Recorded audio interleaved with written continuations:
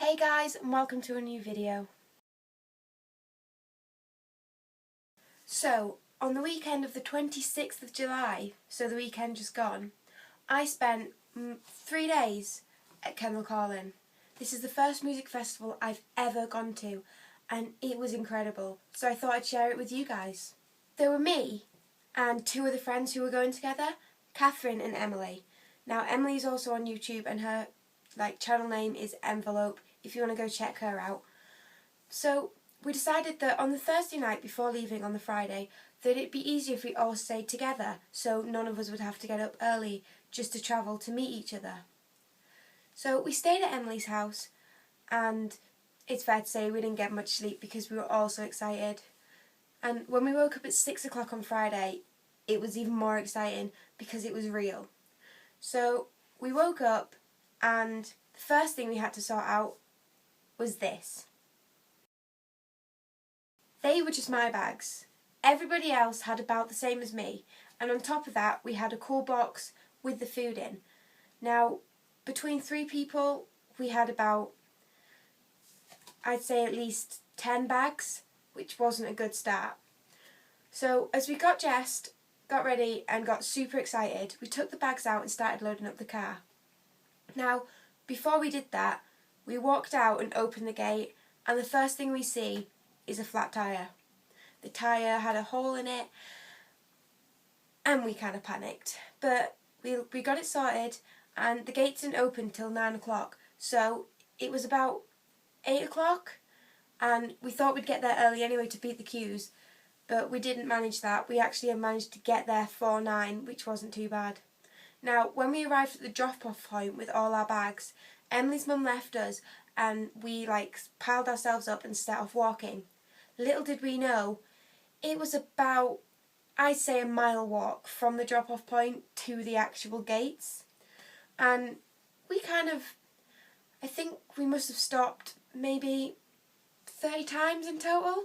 We were the worst, but the bags were so heavy.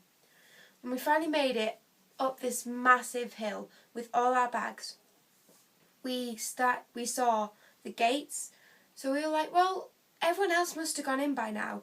It was about 9:30, so we didn't expect any more queues. And we'd had a text off Kath's cousin who was already in saying, don't worry, we've got you a pitch to set up your tents, and the gates opened at 8:30, so we got in early. So that was one thing off our mind. We didn't have to get in and rush to try and find a good pitch and try and not be too far away from the people we know. So with that, we decided that we may as well just take our time because it was a long walk and we were absolutely exhausted. So we saw the gates and thought, well, there isn't a big queue, so why don't we just go, just quickly.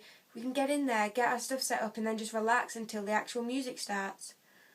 But no, we got there, and there was an airport queue where you zig and you zag and then you zig back, and it took us forever.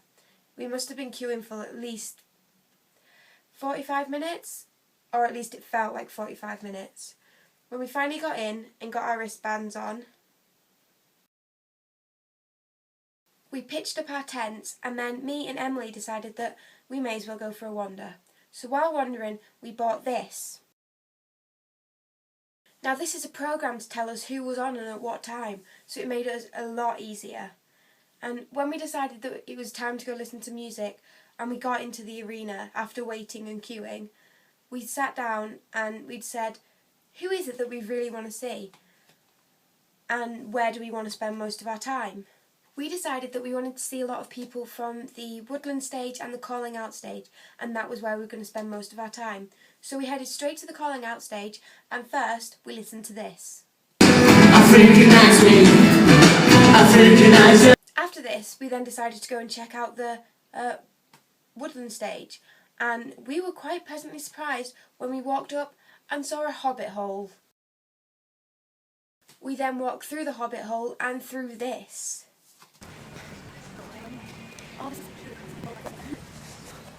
Okay.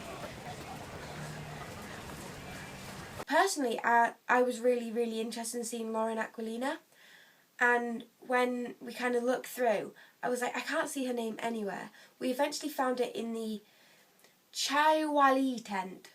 But me and Emily couldn't pronounce it, so we just called it the Chili Willy tent. So when we found a name, I then went, Emily, what time is it? And her reply was simply, 2:45. Now, this was when I panicked because Lauren was on at 2:50, so we ran and managed to get to the tent just before her. When she came out, I freaked out.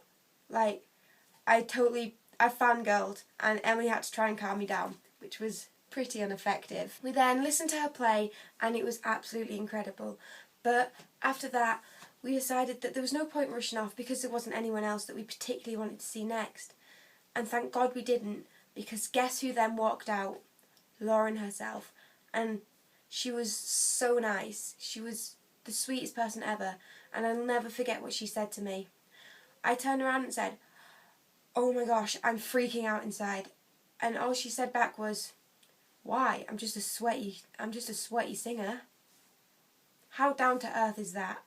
She then took this picture with me, and I then again died inside. So after this, we decided that maybe we should go back to the tent and check up on Kath, who was left with her cousin. When we got back to the tent, they'd gone off for a wander, so me and Emily decided that we would make some food. After this, we then went back out and went into the calling out stage again and listened to this.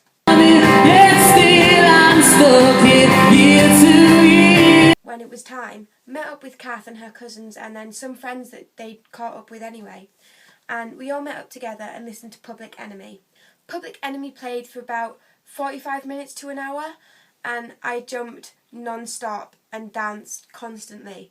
And after it, all of us were absolutely exhausted, so we decided that it was time to go back to the tent.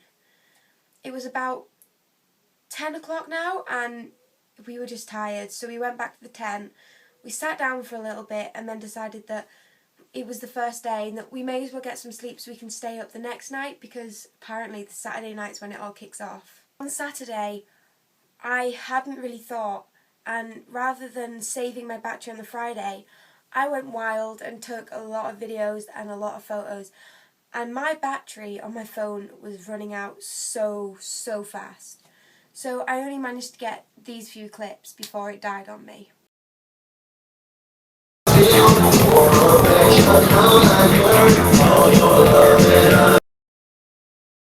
Actually, I did manage to get this such enthusiastic clip of Emily whilst we were trying to make some pasta.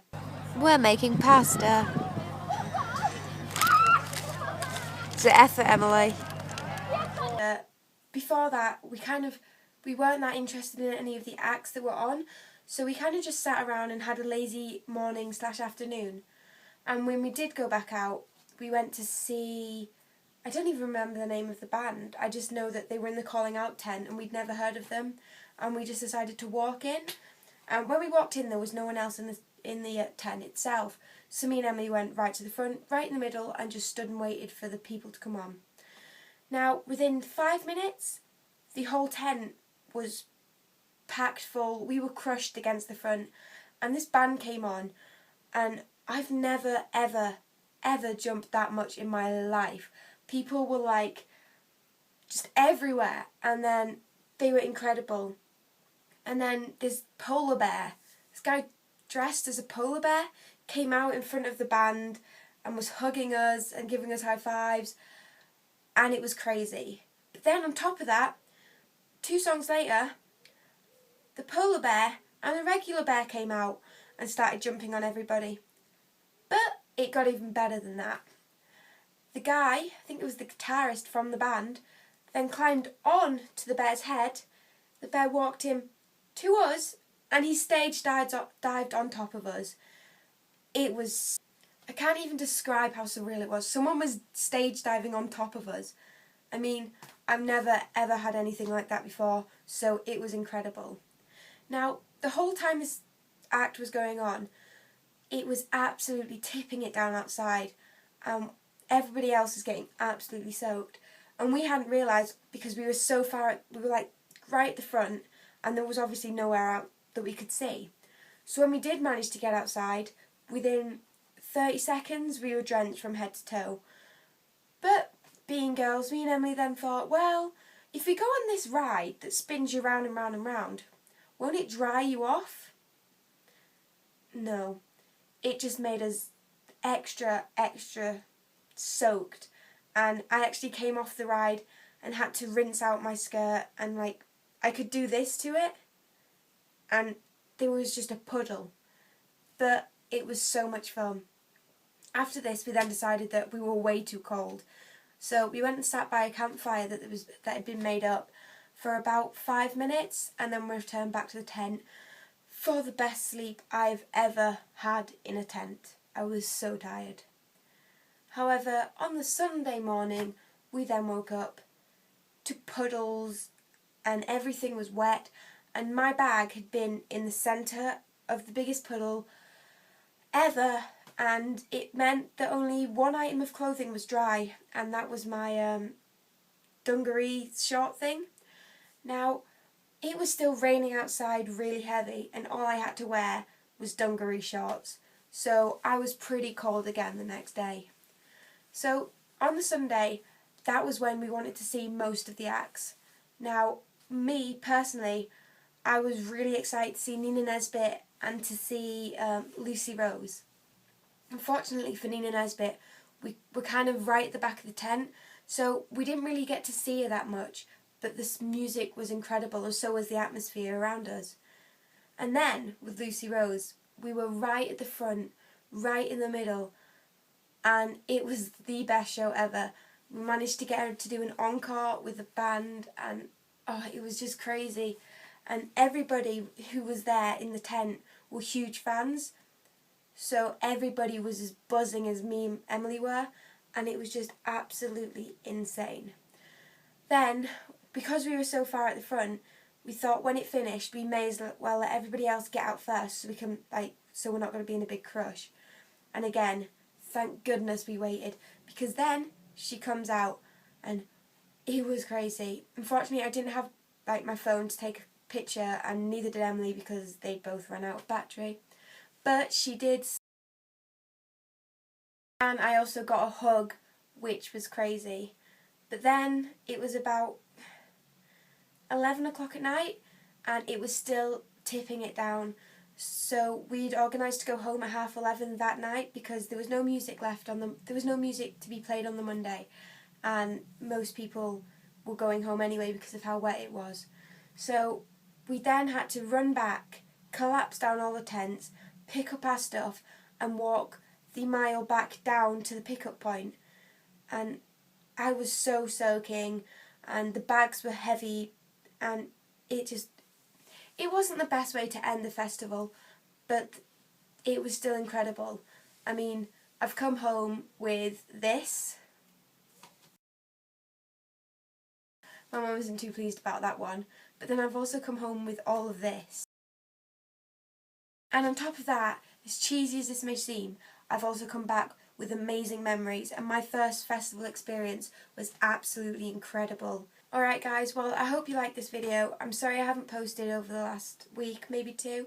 I've been working a lot since the rest of the schools have broken up. It's become a lot busier everywhere, and I've had to work a lot more. But I'm going to keep on top of these. I will try, I promise. And if you guys have any ideas of videos that you'd like to see, then please comment them below. Make sure to like, subscribe if you already haven't, and help me reach my goal of 50 by the end of summer. That's 1 month left, guys. And then, what's the last one? Oh yeah, I think it's comment, like, comment and subscribe. Just make sure you do all them 3 and I'll be so happy. So yeah, live, laugh and love, guys.